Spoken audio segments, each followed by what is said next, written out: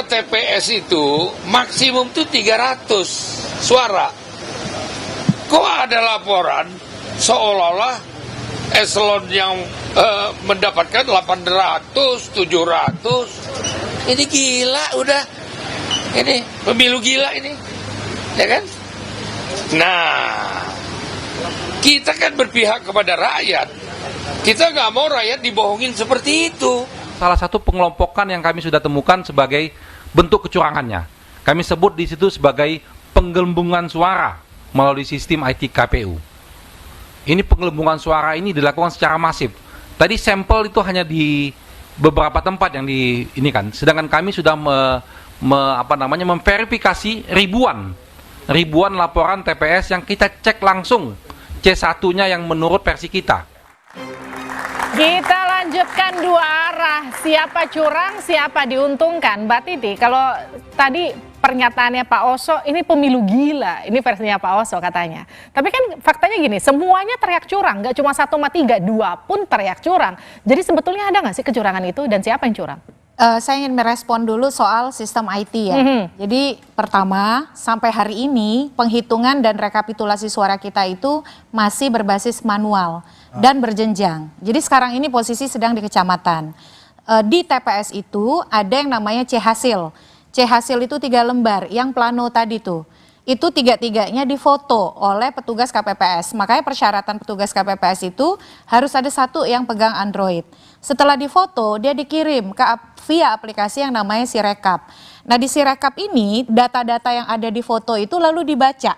Dan itu kemudian dikonversi menjadi angka. Problemnya adalah fotonya benar. Angkanya misalnya 86, tapi ketika dikonversi menjadi angka yang digital tadi itu menjadi ada 886. Nah tetapi basis untuk melakukan rekapitulasi suara itu adalah yang difoto tadi yang kemudian disalin oleh para petugas dari 3 lembar salinannya jadi 2 lembar. Siapa saja yang dapat salinan itu? Yang pertama adalah saksi-saksi pasangan calon. Ini karena kita bicara pilpres ya, kalau pileg itu tentu saja saksi partai politik. Lalu kemudian petugas pengawas TPS, di setiap TPS itu ada petugas. Nah lalu juga nanti diberikan salinan itu kepada panitia pemilihan kecamatan sebagai basis untuk melakukan rekap di kecamatan. Jadi sekarang prosesnya adalah di kecamatan. Apakah angka yang dari 86 jadi 886 tadi akan betul menjadi penggelembungan? Itu bisa iya bisa tidak. Iyanya bagaimana? Iyanya kalau dibiarkan saat rekapitulasi di kecamatan, salinan-salinan itu tidak dikoreksi di dalam proses penghitungan. Jadi misalnya begini, ketika masyarakat mendiamkan dan kemudian saat pelaksanaan juga didiamkan saat rekapitulasi manual, maka dia akan terbiarkan. Tetapi kalau kemudian pasangan calon, petugas pengawas TPS yang memegang salinan yang otentik, yang angka 86 tadi lalu melakukan koreksi, PPK-nya juga melihat data yang otentik dari salinan juga mengkoreksi, itu tidak akan terjadi karena basis rekapitulasi adalah manual. Jadi memang dalam hal ini masyarakat kemudian berpandangan kok KPU angkanya melesat begitu ya, kok KPU digelembungkan. Tidak semua orang itu paham konteks seperti para politisi seperti saya atau Mbak Livi yang mencermati berita. Yang mereka tahu adalah produksi rekap itu berasal dari KPU. Yang ditampilkan adalah data yang berasal dari aplikasi resmi KPU. Saya tangkap maksudnya. Artinya gini, Bang Johannes, jadi nggak perlu heboh-heboh teriak curang-curang dulu dong, kan prosesnya datanya masih diproses. Bukan, tadi saya bilang kenapa begitu masif kan. Satu, kalaupun katakan itu salah input, ya udahlah salah satu di 1 TPS atau 2, katakanlah beberapa TPS 10. Ini salah inputnya sampai di 2.400 TPS. Ini maksudnya apa? Ini apa sih maksudnya? Ini kalau tidak dikondisikan, ini dilaksanakan secara masif. Nah, kemudian bahwa kenapa selalu yang bertambah harus kepada suaranya paslon 02? Kenapa tidak kalau memang mau fair gitu ya? Bagi tapi kan faktanya kan nggak begitu. Ya kan? Jadi siapa yang diuntungkan? 2 menurut Anda? Ya sudah pasti dong 02 yang diuntungkan dong. Ya kan? Jadi tapi beginilah maksud saya. Kita sepakat bahwa memang di TPS itu sudah dibatasin. 300 DP. Maka kemudian tolonglah sistemnya KPU itu betul-betul memang diperbaiki. Sekarang gini, 2 yang diuntungkan, yang mengkondisikan siapa? Ya kan tadi kan sudah saya jelasin dong. Ya kalau salah input, ya jangan salah inputnya ke 02 mulu dong kalau gitu. Bang Saroni gimana Bang Saroni? Kalau Bang Saroni nanggapinnya gimana? Enggak, jadi gini. kalau yang dikategorikan penggelembungan, kan ini kan secara masif. Oke. Benar Pak Johannes bilang.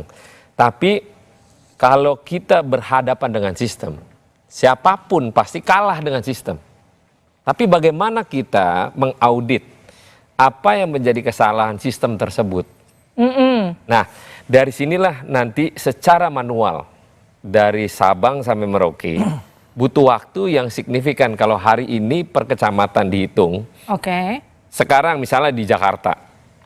Jakarta ini lambat untuk penghitungannya. Ternyata dia setelah menerima dari Sirekap tersebut, dia koreksi ulang. Oke. Nah, pertanyaannya, kenapa enggak di masa waktu ada yang beredar begitu luasnya, kenapa KPU enggak merekap dulu, dicek dulu, dievaluasi, benarkah ini datanya? Nah, Jakarta itu begitu, jadi nggak bisa langsung masuk ke Sirekap. Jadi kalau menurut Anda ada pembiaran dari KPU sampai itu kemudian yang tadi data-datanya Pak salah. Johannes bilang, kita nggak mau yang terjadi sekarang seolah-olah nuduh 02. Aha. Ini kan 02 nggak ada apa-apa Oke, sebenarnya. seolah-olah nuduh paslonnya- tapi tertuduh nggak, Bang Andre? Jadi gini, kan semua orang, Bang Johannes, mohon maaf, abang nyalek nggak, Pak? Oke, ya. Saya nyalek. Seharusnya abang Nyalek. tahu bahwa Ya. yang kita hitung itu, Ya. yang berlaku itu adalah C1 manual, Oke. yang kita hitung berjenjang. Hmm. Nah, Bang, soal penggelembungan, catatan di Sirekap ini kan bukan tahun 2024 ini saja kita ributkan. Kalau kita lihat rekam jejak sejarah, dulu kita juga pernah meributkan ini di 2019. Tapi setelah kita lihat kan di ujung-ujungnya yang dilihat kan adalah yang hitung manual. Oke. TV. Saya ingat juga waktu dulu, ini pengalaman saya juga, Baik. banyak keributan di 2019, bagaimana banyak penggelembungan dulunya di incumbent. Kalau saya potong tapi ya, Bang. setelah itu, bukan hanya di incumbent juga di kami juga ada penggelembungan itu, Oke. karena memang salah ketik. Kalau dulu tapi kan- setelah kita klarifikasi, lalu melalui hitung manual, itu kan sebenarnya clear. Oke, tapi kan itu abang bilang penggelembungan di 2019. Sekarang Bang Johannes bilang TSM loh, Bang. Artinya kan ada juga orang yang berperan, gitu. Ya. Jadi gini, saya sih sederhana ya. Kalau itu kan kesalahan nggak di pihak kita. Kita bicara soal TSM itu contoh. TSM Oke. itu apa? Aha. Bagaimana dugaan ya suara di Malaysia. Bagaimana ribuan kertas surat suara itu digunakan oleh salah satu PPLN ya. Dan itu menyoblos pasangan 03. Oke. Ribuan loh kertas surat suara. Bang Johannes, tanggapin tuh, Bang Johannes. Sudah merekomendasikan itu Kalau- tidak dihitung. kalau Tapi itu coba pihak saya bantah, PPLN-nya ngotot untuk dihitung. Jadi menurut saya kalau kita punya data kecurangan, Bang, supaya rakyat tidak bingung, Oke, Bang. silakan laporkan ke Bawaslu. Ya, buka ke Bawaslu. Oke. Jangan kita bangun narasi. Kalau itu, Bang Jangan Andre. kita bangun narasi sesat bahwa enggak, kami ini punya enggak sesat, bukti Bang di Andre. seluruh kabupaten ada kecurangan. Baik, Saya Bang tanya Johannes. tadi di Sumatera Barat apa kecurangan nggak bisa Bang. jawab. Ini ada kecurangan semua. Coba, Sebentar buka. saya jelaskan. Silakan ya. buka. Saya mau bantah soal yang di Malaysia. Di Ya. Taiwan juga begitu juga. Ya kan? Jadi yang menjadi hari ini menjadi kekhawatiran kita, apa ya Ganjar Mahfud punya suara sekecil itu? Ini di seluruh internasional, ini kan Ganjar Mahfud kan menang. Nah, tetapi begitu nyampe Ya. dilakukan di Indonesia, ini memang asli amburadul nih suaranya nih. Ya. Nah, jadi yang saya maksud tadi bahwa memang inilah sangat masif dilaksanakan. Jadi kembali saya ulangin, kalaupun itu salah input, tapi salah inputnya selalu ke 02 gitu loh. Jadi Salah kalau input, salah jadi input, kalau tapi masih kok Tadi juga ada arti gini, salah ke 01, Bang. Nah, tapi itu nggak berimbang, Bang Andre, nggak berimbang Ada juga itu. salah. Enggak. Jadi gini. Nggak berimbang dong. Jadi kalau ngomong di sistem KPU, ini kan kejadian nih kemarin. Aha. Nah. Hilang dalam waktu 30 menit 3 juta. Ya. Barulah muncul isu Oke. di Lampung ada penggelembungan 3 juta. Baik. Nah, kita nggak mau gini.